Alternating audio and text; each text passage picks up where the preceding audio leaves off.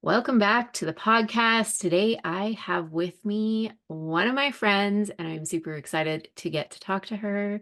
So, this is Alyssa. I'm going to get her to introduce herself and tell us all about the things that she does.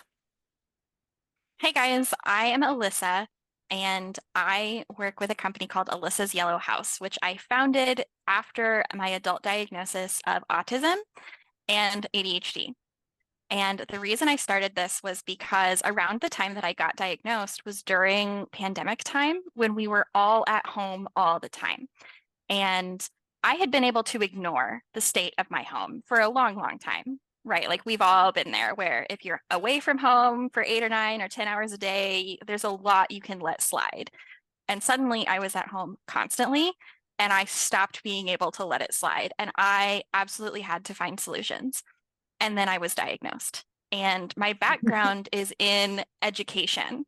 So I immediately put my teacher hat on and said, if I had a student who wanted something as badly as I want my home to be functional, I wouldn't blame them. I would be looking at their environment about what is not working within their environment that's causing this to be a problem. Because obviously, trying harder is not it. And the more I looked at it from that lens, the more I started putting together that because my brain works differently, I just have to do things differently. Mhm. And as I put these methods together, I was sharing them with friends and family. And if you have ADHD or autism, you probably know that we self-select for friends who are like us. So It's so my true. friends, right? Yep. So I just got super interested and I was sharing with my friends, hey, I'm trying this thing and it's working really well. And I started having friends come back to me and say, I tried this thing you suggested and it worked great for me too. And eventually I realized there's not just one tiny little group of us here in Missouri that are struggling with this. It's people all over the place. The odds that it's Mhm. just like my 10 friends are zero. Yeah. And so I started expanding it so that more people could have access to home organization information that is not just based in a neurotypical lens that Mhm. only leads us to frustration and doesn't actually solve any of our problems. Yes. And I absolutely love it. And I am low-key obsessed with following you on TikTok. I feel like you've just like found your place on TikTok. When you went over there, it just like, I don't know, it just is so you. Not that you like don't do good on Instagram, but I feel like TikTok is just like you have the trends down and you just like you get so much engagement on there too. I'm just like, you are killing it over on TikTok. I'm loving it. I I have found that the thing about it that works for me is that it's not curated. Yes. That's what I struggle with is Yeah. I know the things that I know. I am very, very confident in the things that I know because I have discovered them through trial and error. And it's been an Mhm. intense process of learning this information. But frankly, trying to come off as a professional is Yeah. exhausting. Yeah. And so Instagram can be a real struggle because there's a lot of pressure on Instagram to be very curated and to Yeah. come across with a specific image. And on TikTok, I can just turn the camera on, say some facts, and then turn the camera off. Yes. And I am so glad that people seem to be resonating with that because that is so much more authentic to me Yeah. that it's been just so great being able to just say what I want to say instead of having to cover it in several different layers of nonsense expectations. Yeah. Yeah, and that's so interesting because we always like we talk about, being authentic on Instagram and like everywhere on all of the platforms, but I find the same thing. I find on TikTok for whatever reason, it's just so much easier and I find making the videos on there, I don't know what it is, and it's not like I make my videos that much different on Instagram, but it's just easier. You literally just press record, you talk about whatever. then it's off, and all you do is like add your captions and or your yeah, your captions and you're done. And that's it. And I don't know why it seems like Instagram is so much of like a bigger production. I don't know what it is. I don't know if it's just the posting process, if it's that it's just so easy to post things on TikTok. I find that it Yeah. takes me the same amount of energy to post like 6 TikTok videos as Oh it yeah. does to post 1 or 2 on Instagram, even if I'm Yeah. using the exact same video, which doesn't really make sense to me. I But know. it's like, it's just so much easier. And then Yeah. I'm also finding that the engagement is so much more on TikTok. Yes. And I'm wondering if it's the Mhm. same thing, if it's that everybody feels like it's just easier to engage with. Like something about Instagram, it's easier to just scroll. Like Yeah. even if I see a post and I'm like, yeah, that's a great point, I don't hit like on Instagram. And I That's so have my interesting. internal theory on why that is, Mhm. and it's stupid. What is? But because of the way my brain works, I'm like, okay, I think it's just one additional added barrier. I think my personal theory is that on Instagram, the like buttons and the engagement buttons are on the left, Mhm. and on TikTok they're on the right. Yeah. And I'm generally scrolling with my phone in my right hand, Mhm. and then it's easier to hit the buttons, where for Instagram I have to go out of my way to hit the buttons, Yeah. which is like, it shouldn't make a difference, but it does. Yeah. And I know in organization, I mean, it's the same thing. Whether or Mhm. not the bins have lids on them can be the difference between whether I will use them or not, is just, will Yeah. I do the one extra step? Mhm. So that's kind of my own theory about one of the reasons that engagement is so much easier, because Yeah. it's set up to prompt you to be Yeah. as easy as possible. Yeah. I've never thought about that, but it's so true. Like now that I think about it, that makes so much sense. And it is so true. Like when I actually think about doing it and like scrolling, it's so true. And I would agree like engagement on TikTok, I find is a lot better than on Instagram. I don't know.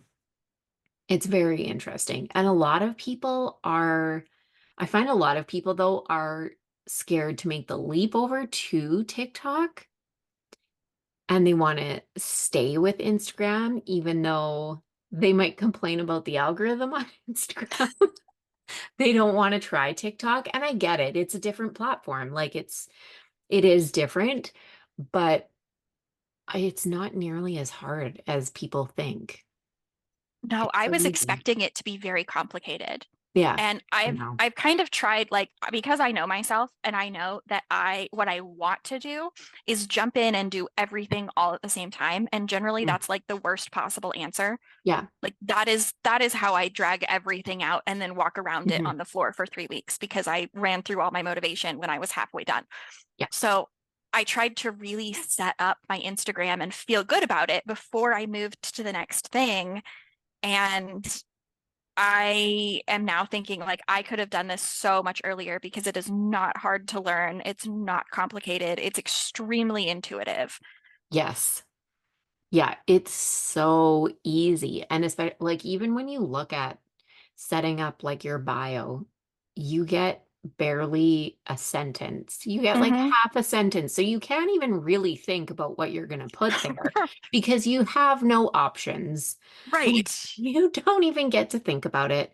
There is no choice. You just post your picture, you post half a sentence and post your videos, which take like 3 minutes. Like that's it. You're But done. also, because the whole platform is videos, you don't have the problem you have with Instagram, Oh, where it's like, should I post this as a reel, or should I yeah. post it as a carousel, or should I post it as just a straight up post? Yeah. Like, you get one option, Yeah, take it or leave it. exactly. It And is for what my it is. brain, that works great. I Give me know. a very limited number of options and I Yeah, will thrive on that. I know. Yeah. Yeah, that is so true. That is so true. Yeah. And it makes it so easy. I love that. Okay, so tell me about when you started your business, and I want to kind of know about how did you like transition out of teaching? Like, what was that? How did that happen? And how did you kind of went over how you got started into your business, but what was the transition out of teaching and then getting into your business? So the transition out of teaching is a little bit complicated. Hmm. I I will try to say this as diplomatically as I can. Yeah. I worked for, or I was involved with a school district that I didn't agree with all of their practices. Hmm. I didn't like their policies. I didn't like their practices. I didn't like the way that they solved problems. And I felt like the way that they were doing things was not in alignment with my values. Hmm. And at the same time, my husband was getting into his professional career in engineering. So Hmm. I was like, okay, if one of us has to make a change, obviously it's going to be the person on a teacher's salary. I mean, he, as an engineer, you're going to make twice teacher's salary just out of the gate. So it was like, Yeah. okay, that's a no-brainer. We're going to go where you can get a job. Yeah. And then I started getting sick. And Hmm. so I just didn't go back at that point because I thought, in my delusional, like medical drama brain, I was like, oh, well, doctors will be very concerned. They'll figure out what's wrong with me. We'll get some help, and then I'll go back to it, like in Yeah. a year once I feel better. Well, that's not what happened. Yeah. I was told that I just had anxiety until I started gaining weight for no reason. And then I was told I was just fat, Oh, um, which I like, also found really entertaining that, like, there's this stereotype that if you're thin, you get better medical treatment. And in my experience, you don't. They just blame it yeah. on something different. It's like, Yeah. well, you're not fat, so you must not have a problem. Yeah. And it's like, okay, but if I am fat and my problem is because of that, then if I'm not, I can still have problems, right? And they're like, nope, No, it's all in no, your head. actually It's just you don't. anxiety. Yeah, you no longer have problems. Right. They And just go away so, magically. right. And then pandemic hit, and that did not make it easier to Hmm. get medical care. And actually, just in the last few months, have I finally figured out what's going on and started feeling better, which has Hmm. been incredible and totally unexpected. Yeah. And like, we were completely convinced, all of my doctors were totally convinced that I had some kind of thyroid problem. And that was what was at the root of all of these issues. And then one doctor was like, actually, I think you're iodine deficient. And it turned out that I was. Yeah. And as soon as I started, I mean, it's not even like a controlled substance. You order it online, and I feel night and day better.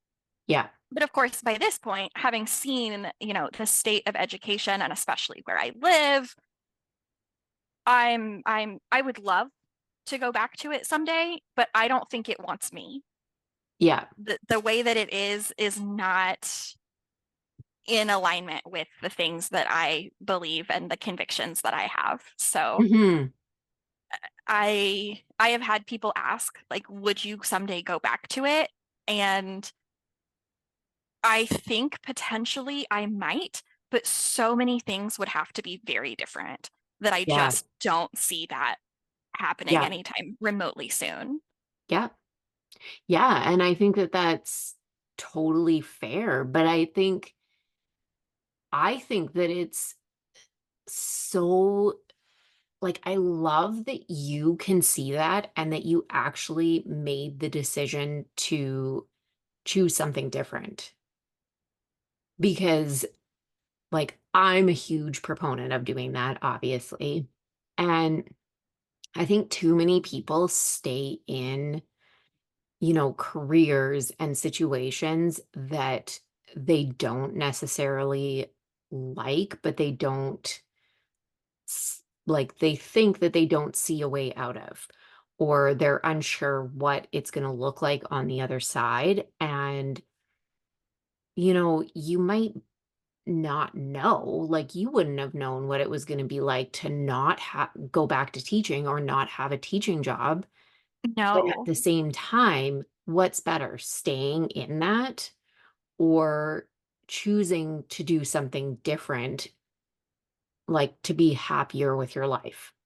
Yes. And I also recognize it was an immensely privileged position Yeah. to have the support. I mean, it's to say like we had money, we didn't, Yeah. but we had enough that it wasn't a crisis to Hmm. lose that income while I transitioned to something else. And which at the Hmm. time, one of the considerations was we just didn't know what was wrong with me. And we didn't know if I would ever be healthy enough to go back to a teaching position. Because in Yeah. elementary school, it's an extremely physically demanding job, regardless of what you're teaching, Yeah. because that's just how little kids are. Yeah. And I would I not want to do. love them.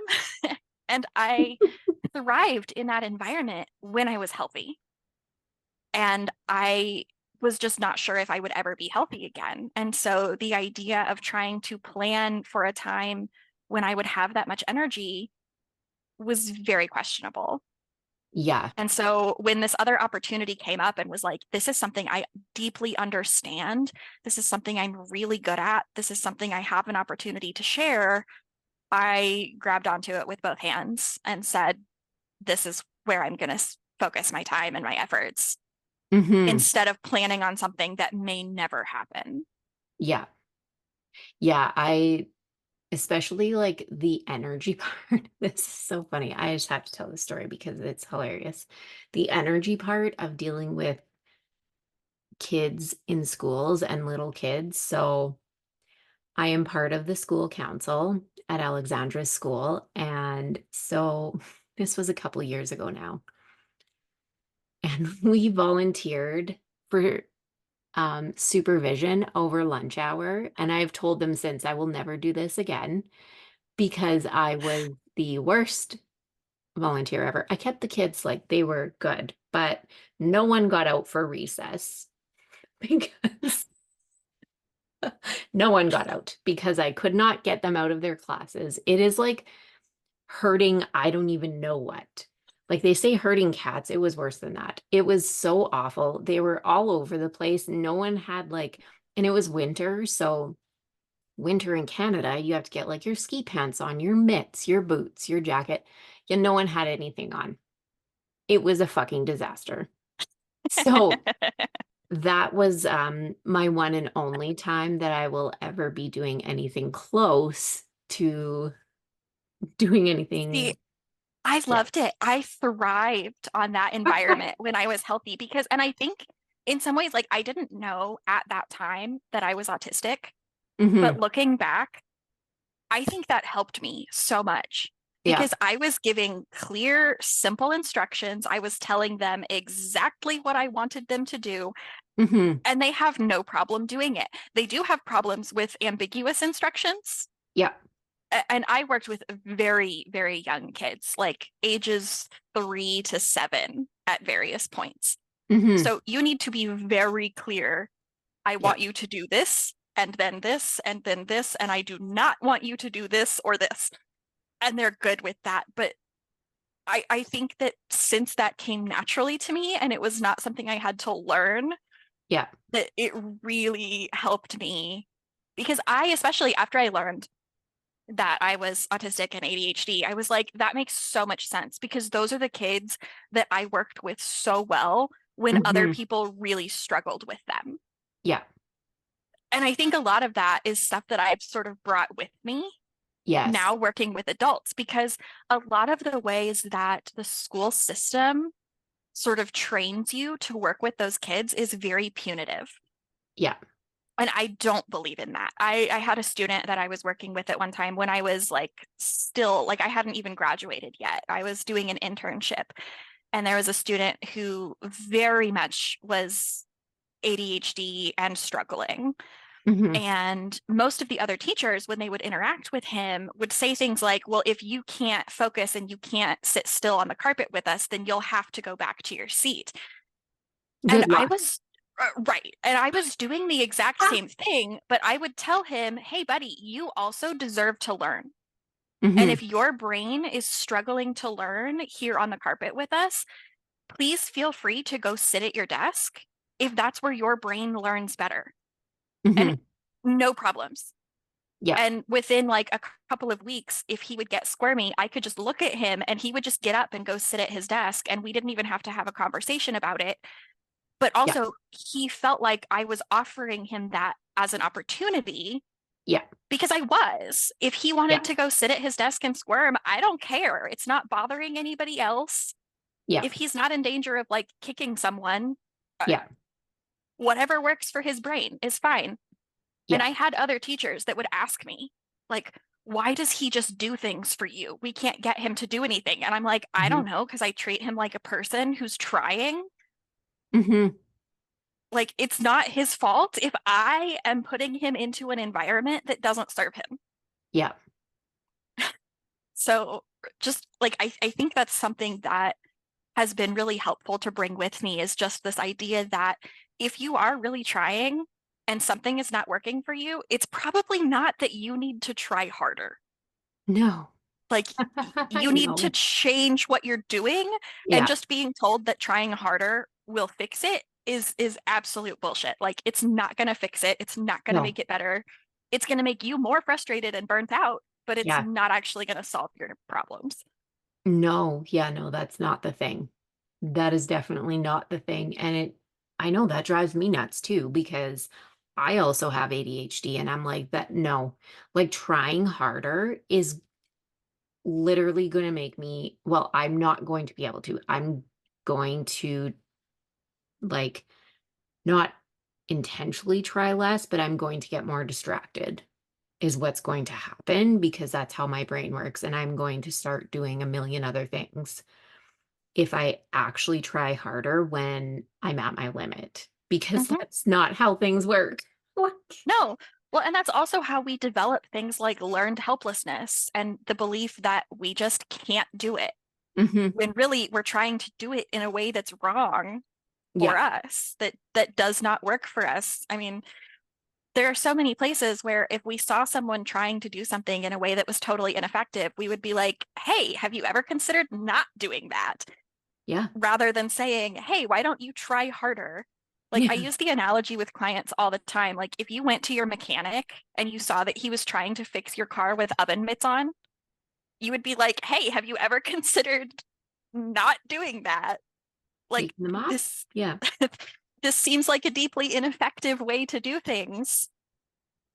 And if he yeah, was like, "Well, I just find that if I try harder, I can make it work." And you'd be like, "Why?" Like, why are you probably not though. bothering?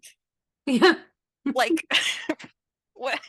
Or you could just do anything else. Like, I am yeah, always going to opt for let's try something different instead of trying harder.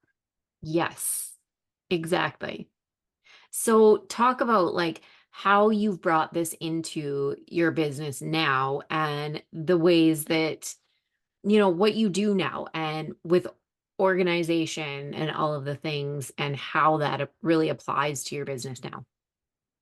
So, right now, primarily working with clients and through a one-on-one program, or I'm like this close to releasing my membership, which is going to be a lot more accessible for like a community aspect, is working with people to understand primarily what are the signs in your home that you need to do something differently. Mhm. Because we, especially as people with ADHD that grew up, like our parents did not know. If they even knew that we Mhm. had ADHD, they certainly didn't know how to teach us to work with our brains. Yeah. And so organization for us meant put it away, which meant put it in a closet, put it in a Yeah. drawer, put it in a cabinet, put it in a closed in space where you can't see it, which Yep. just doesn't work for our brains. We Yep. primarily need to see our stuff to remember that it exists. And so Yeah. what we learned as children from that experience was I'm a messy person and I'm bad at organization. I had like the messiest room ever, and my parents always used to get so mad. And Yeah, they're like, I don't understand why your room is so messy. And I was like, I don't know. but I But bet you knew where I did. everything was. Yeah, of course I did. Right. Yeah. So like as kids, we have a very intuitive organizational style. We know how we want to display our stuff. but also we're not in charge of buying furniture. Hmm. So we don't get to opt for open shelving like Yeah. we would naturally want, or clear bins instead of the opaque ones that hide our stuff from us. Hmm. And so we are forced into a system that doesn't really work for us, and nobody ever explains that. Yeah. And so then as an adult, we still just carry this belief that I'm just bad at this. And it's like, well, of course you're bad at using a system that was never meant for you and does not work for you. Yes. Like, that's not a surprise that you would be bad at using that system. Yeah. But that doesn't mean that you can't create a system that does work for you Yeah. and does honor the way that your brain actually works. Yeah. So, a lot of what I do is helping people understand what are the signs and symptoms that you're trying to use a system that doesn't work for you.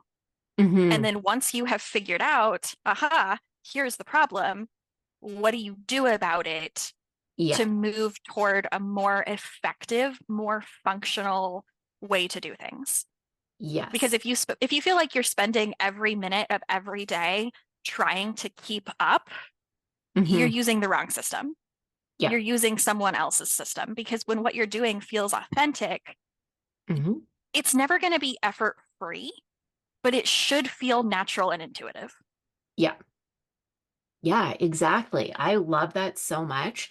And I find it so interesting because there's different things that we've tried. And even thinking about how you said like the open shelving and stuff. So we went from having dressers, like we don't have dressers in our room, and we just have shelving in our closet and it's all open. And that's where like most of my clothes are. And then I have like this little thing that I keep like socks and underwear and stuff in. But that's what I use, and it is the best because I can see freaking everything in there. Everything. Yeah. And like the pantry, this is the other thing, because I know that you talk about bins, so I want to talk about this in a minute. But we do have some bins, but it's not the same. I wouldn't say it's definitely not the curated bins that you see like on Pinterest. Oh my good Lord. I tried that one time and I was like, this is not even going to last for 30 seconds. Like this, One kid goes who's for a granola bar and it's over. whose freaking pantry stays like that for more than 5 minutes? Seriously? Like the That's one of time? my favorite topics, is because Yeah, of, so this is one of the things that I will admit I have a bit of a soapbox about this. So when yeah, people say that people who are autistic or ADHD take things literally, yeah. people assume that means we don't understand sarcasm. Well, if you've ever heard a conversation between the two of us, you know that's wrong. Yeah, But what it means is we see those fridge organizing videos or the pantry organizing videos, and we think that's real. It's yeah. not. It No. is absolute bullshit. They are not running out of everything all at the same time. Those No. things are not staying organized in those little Mm-mm. bins. They are not actually managing to put all that stuff away before the fridge door starts beeping that you need to close it. Yeah, It's not really, it doesn't look like that. It doesn't function like that. no. The minute one of your kids goes for a granola bar, it falls apart and you Done. cannot possibly keep track of it. But what you can't see in those videos is the giant pile of everything they took out of the fridge that's just out of the frame, On the so that you side. can't see it. That's like all their salad dressings and the condiments and like the half pack of bacon they didn't use last week, and like the old sour cream from 3 weeks ago that should probably be thrown away. They don't show you any of that. And so Yeah, we look at that and we think that works for them. yeah, And it's not intended to work for them. It's intended to be a nice aesthetic video yeah. to post online, and nobody actually lives that way. There's no way. I cannot believe that anyone truly does. I can't. And I mean, even if there's somebody who does, I don't I want to have no spend that kids. time and energy on that. Like, I have I no have kids other and they are things, single. That's right? and but and like, I just have other things I want to do with that time. oh Like, yeah. could No, I make that work? Sure. Could I make that work and also be happy and do literally anything else with my life? No, no, probably not. And I would no. so much rather spend that time doing other stuff that's valuable to me. I know, like the time that you'd have to take every time that you go grocery shopping just to empty everything into the containers. That's what I always think too. I'm like, no, And no, especially as somebody with ADHD, like I need those containers because I need that expiration date. Like that's the I thing that am gonna gets find me. myself wondering, how long have these eggs been in here actually? I And being know, able to look at the container and be like, oh, that's how long they've been in there. right? Infinitely valuable to me. Yeah, that's the one that always gets me is I'm like, but that's kind of gross. And some people do it with like lunch meat and all kinds of stuff. And I'm like, that is not okay. That is, what are you doing? Yeah, Like, I find that so questionable. And that's what I think of now when I watch those videos. Instead of thinking, oh, that looks so neat and organized, I think, are mm, you writing down the expiration date for that? Because no, I would not remember. And no, I like, know. I know. Now I just can't. No. Like also, we, it's like if you buy the same snacks every time, mhm, like you must not know anything about children because they're going to eat one of those snacks every single day for 3 months and then they're not going to touch it again for like a year. yep. So this Yeah. system is not, it's not really functioning like that. No. No, the only thing that we do is like when we get the kids snacks, we do get like we'll have the granola bars and whatever. I take them out of the box and I put them into a bin that they can just grab them out of. That's like literally as complex as we get. That is it. Well, and that's not even like, that's just saving you from constantly being asked, Mom, will you open this box? Exactly. Mom, That's can I have a exactly granola what it bar? is. That's exactly what it is. Or cleaning up the box because they open it and then they leave it on the counter, or they just leave it in the pantry empty. And then I'm like, Mm-hmm. you didn't bother to tell anyone. And then they go back in there and they're like, there's no snacks. And I'm like, yeah, Right. because you ate them all and then you didn't say anything. So then at least I know. Yeah, there's no snack fairy that comes in the middle of the night and replenishes the fruit snacks. That's just you. Unfortunately, yeah. I wish that there was. I would appreciate if That'd be that were a great. thing. Yeah, yeah. I'd like that. So tell me again, we'll go over again. How do you work with clients right now? What does that look like? So my primary focus right now that I'm really enjoying is a one-on-one. Hmm. So it's an 8-week program and it's split sort of in half. So 4 of those weeks are specifically like take your phone, take your iPad, your tablet, whatever, into one of your problem areas and let's go through it and let's figure out what is causing this and then what can we do so that this stops happening. And Hmm. primarily it's small changes. Like I am never going to tell somebody you need to rely on a system that is based on you waking up tomorrow as a totally different person because Hmm. that's setting you up to fail and it's never going to Hmm. happen. Hmm. Or if you know that that's happening when you start something and you're super on it for like 2 weeks and then you Yeah. never think about it ever again, like Yeah. that's what you've done is tried to make a change that's too big. So half of it is that is let's solve a really specific problem in your home right now. And then the other half is more like larger systems based. Like, okay, how are you thinking about this type of organization?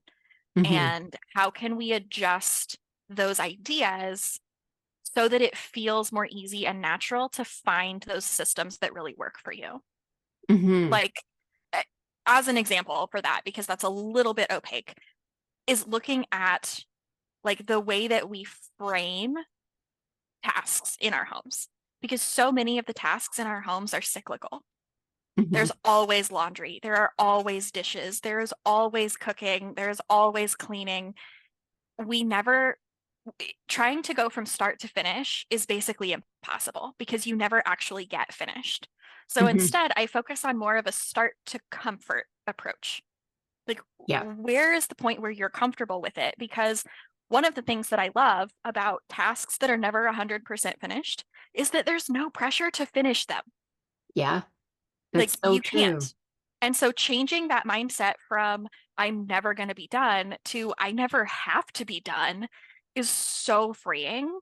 Hmm. And looking at those things as Like, okay, you can look at it as I have to clean up these dirty dishes, or you can look at it as I deserve to have a really great morning tomorrow morning and wake up with clean dishes and have Hmm. smooth sailing all the way through.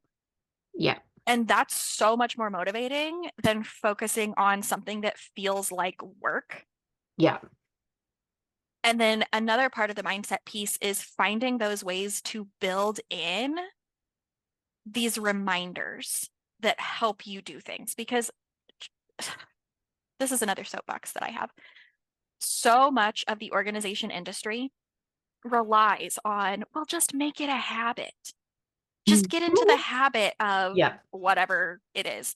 And like, thanks, but if you have ADHD, you won't be doing that because your brain doesn't do that thing.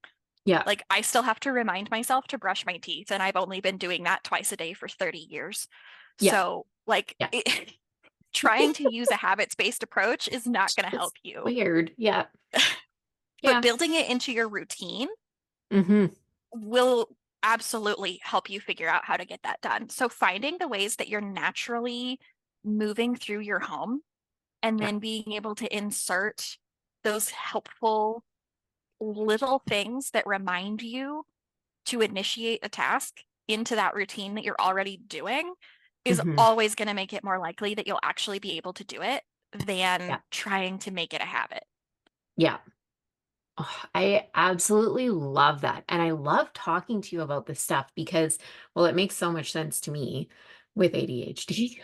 So that's partially why I love it. But it's just such a different perspective than what we often see online, which is so much of the like, well, like we were talking about the videos that everything looks so perfect and it has to be this certain way. But like, no one lives that way. So let's find the way that actually works for you.